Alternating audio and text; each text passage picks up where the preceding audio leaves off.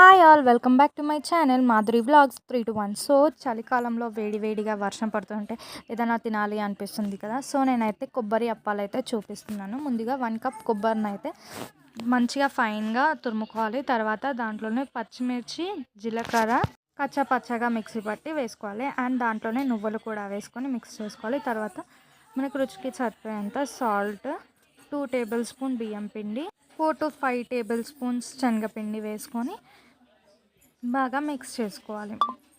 ఇలా ముద్దలాగా చేసుకొని ఒక 10 మినిట్స్ అయితే రెస్ట్ ఇవ్వాలి. తర్వాత పాలిథిన్ షీట్కి అయితే ఆయిల్ అప్లై చేసి మన హ్యాండ్కి కూడా కొంచెం ఆయిల్ అప్లై చేసుకొని చిన్న బాల్స్ లాగా చేసుకొని ఇలా పాలిథిన్ షీట్ పైన ఎంత వీలైతే అంత సన్నగా ప్రెస్ చేసుకొని ఆయిల్లో వేసి 2 సైడ్స్ ఫ్రై చేసుకుంటే మన కొబ్బరి అప్పాలు అయితే రెడీ.